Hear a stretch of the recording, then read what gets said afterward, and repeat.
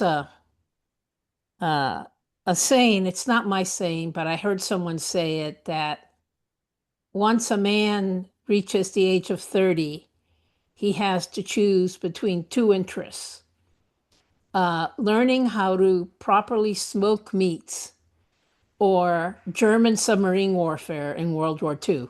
It's a very funny little thing about, that men generally, when they get past the age of 30, they settle into one of these two uh, Yeah, interest that's funny. areas. So I was telling him that, and then that led me to think about the theory behind reincarnation, which is that any historical areas of interest that you have in your current life point you toward what your previous lives were. So, for example, if this is true, I've never been an American before. This is my first journey into America. I have no interest in Civil War battlefields. I really don't care very much about the founding fathers. Abraham Lincoln's a little bit interesting. So is Teddy Roosevelt. Love Eleanor, but really, I've never been an American before. But I have a very inexplicable interest in Byzantium. I don't know why.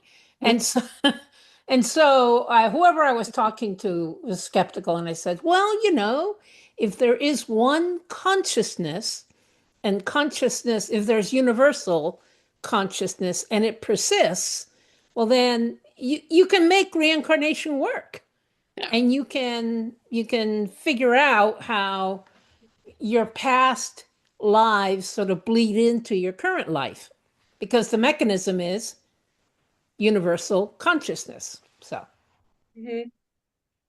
And we bring trauma with those lives with us now too. yes, exactly. And We like, bring trauma forward. those things that many of us have what appear to be instinctual fears of snakes or heights or water, or, all these kind of things that we accept as, well, that's just what it's like. But I'm always curious as to why Yeah. or how does it Um, happen? it's so funny because before my spiritual journey, which of course we covered that it's fairly recent, before this, I always said because of my very severe and irrational fear of wasps that I likely died in a past life Uh-huh. from some sort of wasp attack. And of Right. course, I go down this spiritual journey and I'm like, oh my gosh, I was right the whole time. Uh-huh. Yeah, yeah, it's so funny. But Well, but yeah, it's interesting. Go ahead. so I wonder, so I don't have any interest in any history at all. And I wonder if I wasn't alive in the past, if there was a past life that was in the future. Because I have deep history and like, when are we going to get there? I mean, not deep history, but like, I'm sorry, deep interest.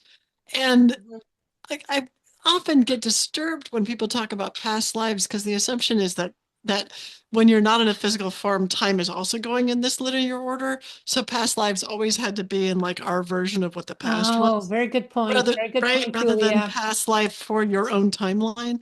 And Mm-hmm. so anyway, that's a little thing that irritates me. It's like, I don't know, what if I've never been in that past? But my past is in the future, and I'm Right. Right. Yeah, I've actually met one of my future selves before, and I know other people that have too. They do they went in for a past life regression session or meditation, and a future self ended up coming. And that's when you start learning that there is nothing but now, and past, present, and future are all one. So, I mean, what you're saying is totally true because that's yeah, the only thing that matters is the current moment. So you could be visit like you're visiting your future self, being like, okay, all right, you got to get through this, and then you'll get to me, and then you'll get to the next phase, or maybe like jump timelines, and you're waiting to like do that timeline jump, and um, yeah,